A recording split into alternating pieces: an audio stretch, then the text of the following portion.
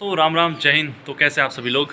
उम्मीद करता हूँ बहुत अच्छे होंगे आप, और आपकी जो तैयारी हैं वो बहुत ही अच्छी से चल रही होंगी।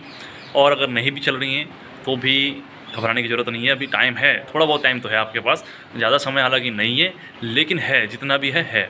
ठीक है, अभी भी हम चाहें तो बहुत कुछ अचीव कर सकते हैं, बहुत कुछ अच्छे से तैयारी कर सकते हैं। वो कहते हैं ना, हमारे गुरुजी बचपन से मैं स्कूल में पढ़ता तो कहते थे, हमसे एक ही बात कहते थे, और उस सेइंग को, उस कहावत को, कहानी को, उस बात को, उन दो शब्दों को मैं आज भी अपने जीवन में अप्लाई करता हूँ।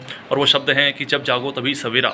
यानी कि जब आप नींद से जागो, जब आपको अक्ल आए, जब आपको लगे कि यार मैं गलत दिशा में चल रहा हूँ, आगे बढ़ रहा हूँ, और तब आपको, जब आपको एहसास हो कि यार मैं गलत हूँ, और तभी आपने सही डायरेक्शन अगर पकड़ ली, आपको लग रहा है कि यार मैं सही तरीके से पढ़ाई नहीं कर रहा हूँ, और आपको ये अनुभव हो गया है कि यार जिस रास्ते पर आप चल रहे हैं वो ख़राब है, तो वही से आप जो है जाग चुके हैं, समझ लीजिए।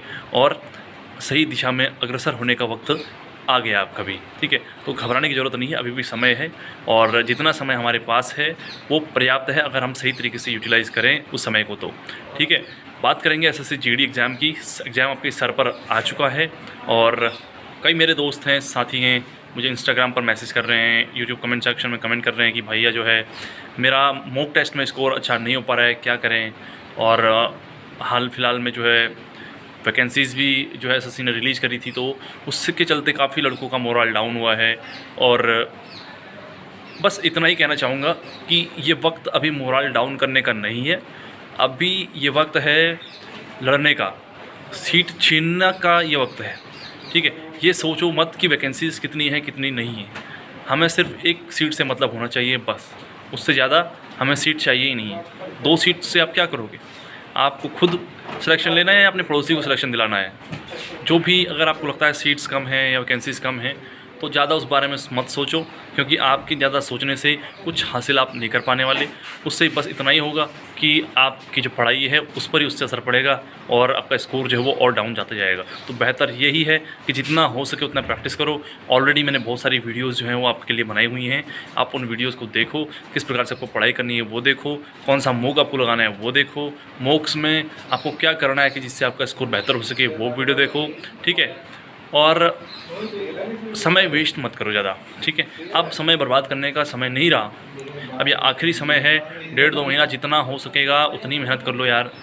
ठीक है, यही वक्त है, नहीं तो बाद में बहुत पछतावा होगा कि यार मैंने क्या कर दिया, अगर थोड़ा और पढ़ लेता तो ये हो जाता, अगर वो कर लेता तो वो हो जाता। जैसे मैं पछताता हूँ कभी कभी कि मैंने सीपीओ में ये गलती करी थी, नहीं तो अभी इंस्पेक्टर ऐसा ही होता, या सीजीएल में मैंने ये गलती करी थी, कुछ और होता। ठीक है, तो वो गलती आप एटलीस्ट मत करना। ठीक है, और मैं कभी नहीं चाहता कि आपके साथ वो हो जो मैं अनुभव कर चुका हूँ। और दूसरों के अनुभव से सीखने वाले को ही जो है समझदार कहते हैं। खुद पर आजमा करके और फिर सीखने वाला समय नहीं रहा आज के टाइम में। ठीक है, तो दूसरों की गलतियों से सीखो, ये ज़्यादा बेहतर है, ना कि खुद गलती करके सीखने। ठीक है, ये स्मार्ट अप्रोच अपनाओ अब आप। ठीक है, आपके सामने पूरा अनुभव बैठा है, तो मेरे अनुभव से सीखो आप। अभी समय है मॉक लगाने का, जितना ज़्यादा मॉक लगा सकते हो, जितना ज़्यादा उनका एनालिसिस आप कर पाओगे उतना ज़्यादा बेहतर रहेगा। मॉक लगाओ, देखो कि किस चैप्टर के क्वेश्चंस आपसे बन नहीं रहे हैं, और फिर उनको खुद से प्रैक्टिस करो, खुद से लगाओ।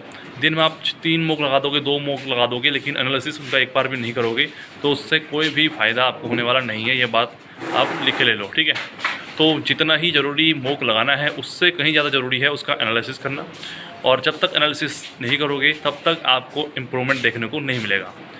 और एक प्रॉपर वे में मॉक टेस्ट लगाओ, 1 घंटा बैठो और मॉक लगाओ। ऐसा नहीं कि थोड़ा अभी लगा लिया थोड़ा बाद में लगा लिया, ऐसा बिल्कुल मत करना। उसके बाद एक प्रॉपर सीक्वेंस फॉलो करो, जो आपको एग्ज़ाम में, जिस सीक्वेंस में आपको एग्ज़ाम देना है। ठीक है, अब आप ये देखो कि आप यहाँ पर जिस सीक्वेंस में, मतलब अगर आप यहाँ पर मैथ्स पहले अटैम्प्ट कर रहे हैं तो कोशिश ये करनी है कि सेंटर पर जाकर भी आपको मैथ्स से पहले अटैम्प्ट करनी है। हिंदी, रीजनिंग और जीएस, जिस सीक्वेंस में आप यहाँ चल रहे हैं सेम उसी पैटर्न को आपको वहाँ पर भी एग्ज़ाम सेंटर पर भी फॉलो करना होगा। तो अभी से ही उस चीज़ की तैयारी कर लो। और रफ शीट ज़्यादा 8-10 पेज मत भरना। रफ शीट भी जो है आप लेके बैठते हो तो एक A4 साइज़ का पेपर ले लो, और उसको फोल्ड करके उसके आगे पीछे एक ही मतलब छोटा छोटा लिखो, जिससे कि आपको दोबारा से रफ शीट मांगने की ज़रूरत ना पड़े। रफ शीट दोबारा मिल जाती है, लेकिन उसमें क्या होगा, आपका समय बर्बाद होगा। और समय बर्बाद हो या आप बिल्कुल नहीं चाहते, सिर्फ 1 घंटे का पेपर है, तो कोशिश ये करो कि एक रफ शीट ले लो, एक पेन ले लो और उसी रफ शीट पर आपको सारी कैलकुलेशन करनी है और एक्स्ट्रा दोबारा कोई दूसरा पेज आपको वेस्ट नहीं करना है, ठीक है। एक ही बार में 1 गो में पूरा आपको जो टेस्ट है वो कंप्लीट करना है और पूरा टेस्ट देने के बाद आपको इसका एनालिसिस करना है, जहाँ पर जो भी गलतियाँ हुई हैं उसको सुधारनी है, ठीक है। तो ये था आज के इस वीडियो में जो भी मैं आपको बताना चाहता था। और ज़्यादा अब वैकेंसीज़ को लेकर के ज़्यादा सोचना नहीं है। वैकेंसीज़ बढ़ती हैं तो वो बहुत वेल एंड गुड है। वैकेंसीज़ बढ़ने की चांसेस इसलिए हैं क्योंकि अभी सीआरपीएफ में और बीएसएफ में जो वैकेंसीज़ हैं वो काफ़ी कम जो है उन्होंने डाली हुई हैं, तो इससे लग रहा है कि वैकेंसीज़ और बढ़ सकती हैं, क्योंकि पिछले बार भी जो है सिर्फ 25,000 वैकेंसीज आई थी, जो कि लास्ट में बढ़ते बढ़ते 50,000 के प्लस पहुंच गई थी।